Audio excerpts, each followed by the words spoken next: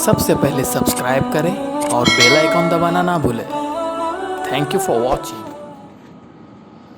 بسم اللہ الرحمن الرحیم۔ الحمد للہ نحمده ونستعینه ونستغفره ونؤمن به ونتوکل علیہ ونعوذ باللہ من شرور انفسنا ومن سیئات اعمالنا، من يهده الله فلا مضل له ومن يضلله فلا هادي له، ونشهد أن لا إله إلا الله وحده لا شريك له، ونشهد أن سيدنا ومولانا محمدا عبده ورسوله، أما بعد فأعوذ بالله من الشيطان الرجيم، بسم الله الرحمن الرحيم۔ اتل ما أوحي إليك من الكتاب وأقم الصلاة إن الصلاة تنهى عن الفحشاء والمنكر ولذكر الله أكبر۔ وقال الله تبارك وتعالى يا أيها الذين آمنوا اذكروا الله ذكرا كثيرا وسبحوه بكرة وأصيلا۔ صدق الله مولانا العظيم وصدق رسوله النبي الكريم، ونحن على ذلك لمن الشاهدين والشاكرين، والحمد لله رب العالمين۔ محترم حضرات، اللہ تعالیٰ کا بے انتہا فضل و احسان ہے کہ اس نے اپنے بندوں کو اپنی طرف پلٹنے کے لیے کچھ اعمال عطا فرمائے تاکہ بندہ ان اعمال کو کر کے اللہ کی طرف دوبارہ متوجہ ہو جائے۔ اور جیسا کہ پہلی مجلسوں سے پتہ چلا کہ رمضان المبارک کا مہینہ یہ اللہ کی طرف متوجہ ہونے کا مہینہ ہے، اپنے دل کو سنوارنے، اپنے دل میں اللہ کا شوق بڑھانے، اپنے دل کو گناہوں سے بچانے کا یہ مؤثر مہینہ ہے۔ ہم جانتے ہیں جس طرح بعض ہستیوں کو بعض پر فضیلت حاصل ہے، جیسا کہ قرآن کریم میں بھی ہے تِلْكَ الرُّسُلُ فَضَّلْنَا بَعْضَهُمْ عَلَى بَعْضٍ، بعض انبیاء کو بعض رسولوں پر، انبیاء پر فضیلت حاصل ہے، اسی طرح بعض جگہوں کو بعض پر فضیلت حاصل ہے۔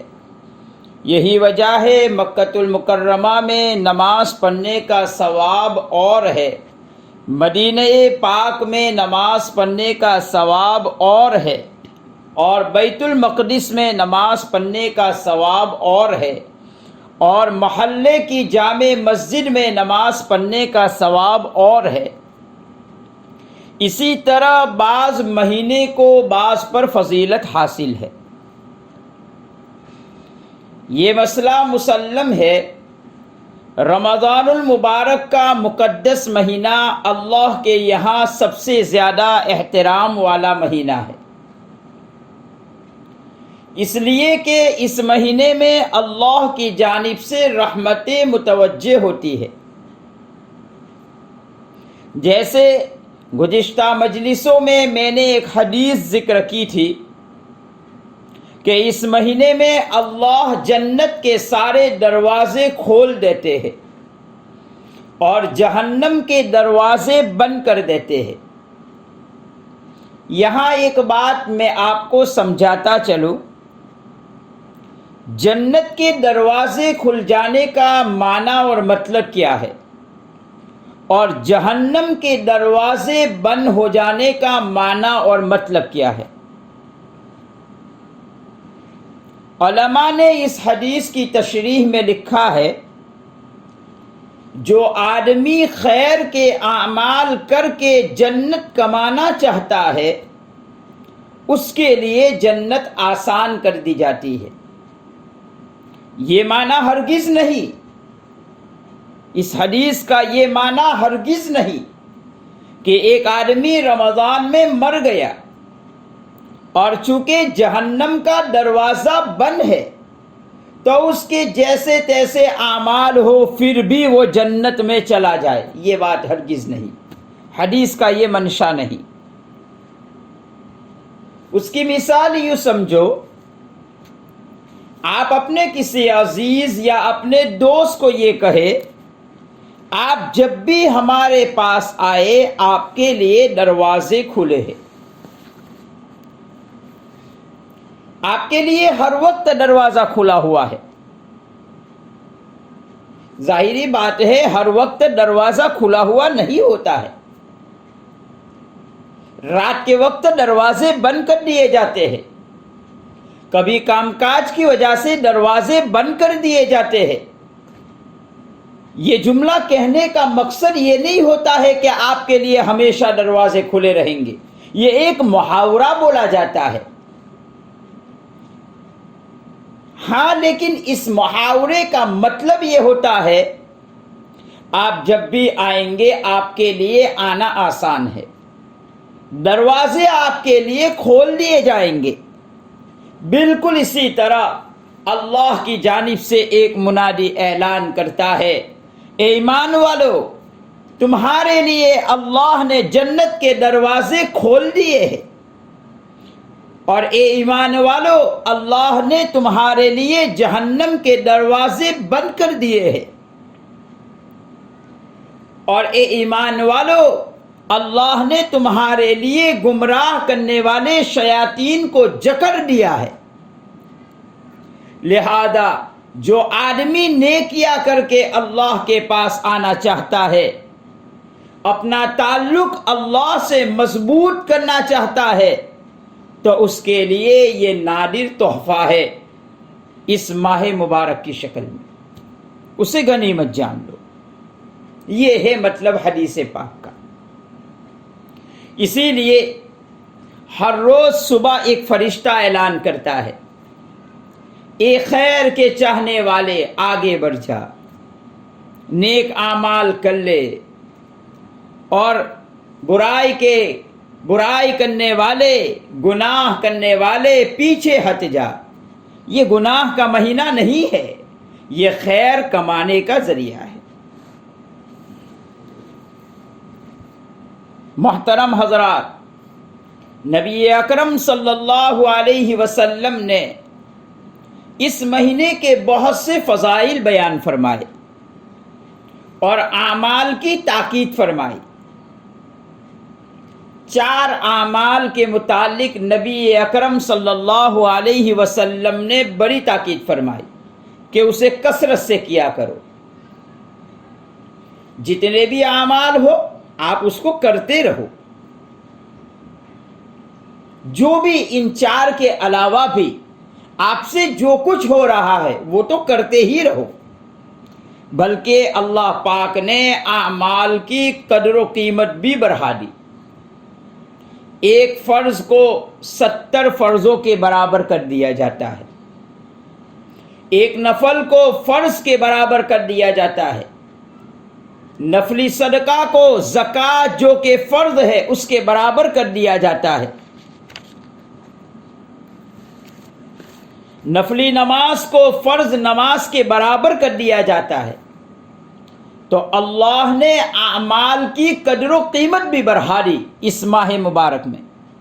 تو دوسرے اعمال جو بھی ہم سے ہوئے وہ تو ہمیں کرنا ہی ہے، لیکن اللہ کے نبی علیہ السلام نے 4 اعمال کی تاکید فرمائی اور ارشاد فرمایا ان 4 اعمال میں 2 اعمال اللہ کے لیے ہے اور 2 اعمال تمہاری ضرورت ہے، تم ان اعمال سے مستغنی نہیں ہو سکتے ہیں۔ اور یاد رہے وہ 4 اعمال انتہائی آسان اور سہل بھی ہے۔ اس میں سے پہلا عمل جو نبی اکرم صلی اللہ علیہ وسلم نے بیان فرمایا کہ تم رمضان المبارک میں لا الہ الا اللہ کا ورد کثرت سے کیا کرو۔ یہ وہ مبارک کلمہ ہے جس کی وجہ سے انسان کا دل صاف ہوتا ہے، گناہوں کی کدورت اور نحوست دل سے چھٹتی جاتی ہے، آدمی کا دل نورانی ہوتا چلا جاتا ہے۔ اس لیے ارشاد فرمایا تم کثرت سے یہ کلمات کہا کرو۔ محترم حضرات، ہم سب بھی یہ کلمہ یقیناً پڑھتے ہیں، بلکہ ایک عرصے سے پڑھتے چلے آ رہے ہیں، لیکن لا الہ الا اللہ کا معنی سمجھ کر پڑھا جائے تو اس کا کامل فائدہ حاصل ہوگا۔ جب آپ لا الہ الا اللہ کا مطلب اور تشریح ذہن میں رکھتے ہوئے پڑھے تو پھر اس کی برکات اور خیر ہمیں حاصل ہوگی۔ ترجمہ تو ہم یہی کرتے ہیں، لا الہ الا اللہ، اللہ کے سوا کوئی عبادت کے لائق نہیں، لیکن یہ صرف اس کا معنی نہیں ہے، اس کی تشریح بہت طویل ہے۔ کیا تشریح ہے اس کلمے کی؟ علماء نے لکھا، آدمی یہ تصور جمائے میرا مشکل کشا اللہ ہی ہے، میرا حاجت روا اللہ ہی ہے، میرے سارے مسائل اللہ سے حل ہوں گے، میری ساری مشکلات اللہ ہی سے حل ہوگی، نفع کا مالک بھی اللہ، نقصان کا مالک بھی اللہ، عزت کا مالک بھی اللہ، ذلت کا مالک بھی اللہ۔ ان تمام باتوں کا دھیان رکھتے ہوئے اگر کوئی لا الہ الا اللہ کا ورد کرے گا تو اسے مکمل طور پر فائدہ پہنچے گا۔ ہم لوگ صرف زبان سے لا الہ الا اللہ کا ورد کر دیتے ہیں، اگرچہ ذکر کرنے کا ثواب تو مل جاتا ہے،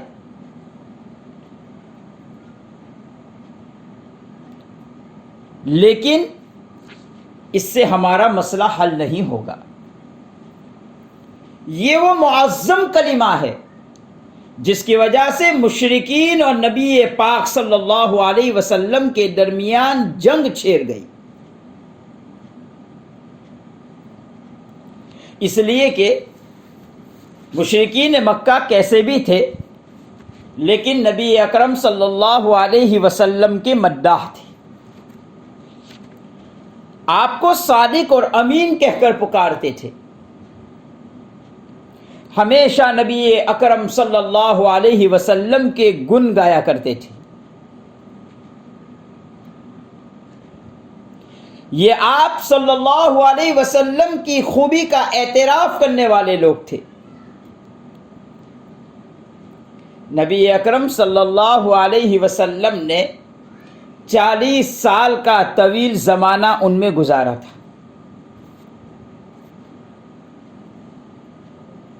جب آپ صلی اللہ علیہ وسلم نے ان کو ایک جگہ جمع فرمایا، آپ غور فرمائے، بڑے عجیب کلمات ہیں، بڑا عجیب قصہ اور واقعہ ہے۔ نبی اکرم صلی اللہ علیہ وسلم نے اپنے خاندان والوں کو اور مکہ والوں کو جمع فرمایا اور ارشاد فرمایا، تم مجھے یہ بتاؤ، آپ صفا پر، اور پھر آپ صلی اللہ علیہ وسلم صفا پہاڑی پر کھڑے ہو گئے۔ صفا پہاڑی کی نوعیت اس وقت یہ تھی کہ ایک بلند پہاڑی تھی، اور صفا پہاڑی کے پیچھے والا حصہ اسے ہی نظر آتا تھا جو اوپر چڑھا ہو، جو اوپر کھڑا ہو۔ سامنے والے لوگ جو ڈھلان کی طرف موجود ہو انہیں پیچھے نظر نہیں آتا تھا۔ اب آپ صلی اللہ علیہ وسلم نے ارشاد فرمایا، اے میری قوم، اگر میں تمہیں یہ بتاؤں اس پہاڑی کے پیچھے ایک لشکر جرار ہے جو آپ پر حملہ آور ہونے کے لیے آ رہا ہے، تو کیا تم میری بات کی تصدیق کرو گے؟ دیکھو، آپ نے دیکھا نہیں ہے، صرف میری بات سن کر آپ تصدیق کریں گے یا نہیں؟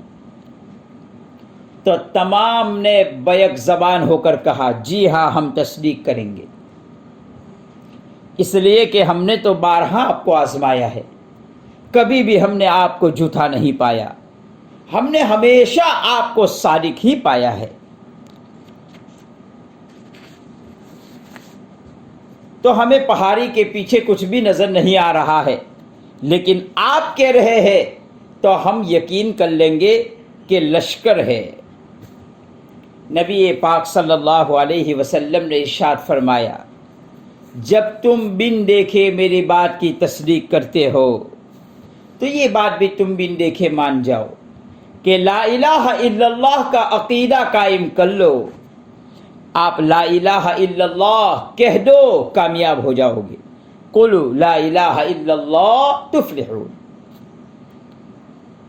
اب دیکھو معاملہ کیا ہو رہا ہے، وہی لوگ جو آپ کی تعریف کرنے والے تھے، وہی لوگ جو صادق اور امین کہنے والے تھے، وہی لوگ جو ابھی کچھ منٹ پہلے آپ کی تصدیق کرنے والے تھے، وہی سارے تکذیب پر اتر آئے، آپ صلی اللہ علیہ وسلم کو جھٹلانے لگے، اور صرف جھٹلایا ہی نہیں، جس کے جو بھی بس چلا اس نے آپ کو تکلیف دینا شروع کر دیا، پتھر اٹھا کر مارنا شروع کر دیا، اور کہنے لگے الہذا جماعتنا، اس کلمے کی وجہ سے ہمیں جمع کیا۔ میرے بھائیوں، اس کلمے میں یہ تاثیر تھی، اس کلمے کو کافروں مشرکوں کو، اس کلمے نے کافروں مشرکوں کو ہلا دیا، ان کے اندر خلبلی مچ گئی، اور یہ کیسے ہو سکتا ہے؟ یہ سوچنے پر مجبور ہو گئے کہ یہ کیسے ہو سکتا ہے؟ اتنے سارے بت ہمارے پاس موجود ہے، بارش کا بت الگ ہے، روزی کا بت الگ ہے، اولاد کا بت الگ ہے، نفع کا مالک الگ ہے، نقصان کا مالک الگ ہے، اتنے سارے ہمارے بت ہونے کے باوجود وہ ہمارے کام نہیں کر سکتے، تو ایک اللہ کیسے ہمارا کام کرے گا؟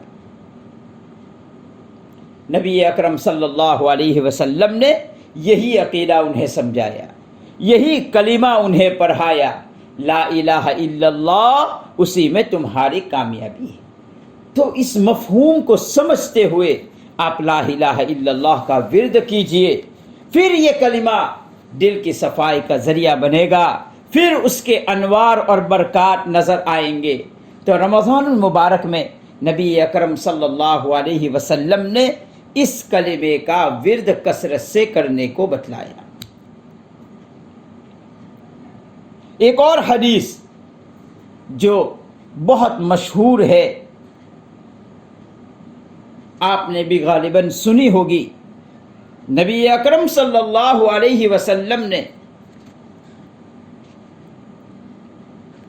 اس لا الہ الا اللہ کی اہمیت کو بتلانے کے لیے اور معنی اور مطلب کو سامنے رکھ کر لا الہ الا اللہ کا ورد کرنے والوں کے متعلق ارشاد فرمایا، ایک شخص میدان محشر میں حاضر ہوگا،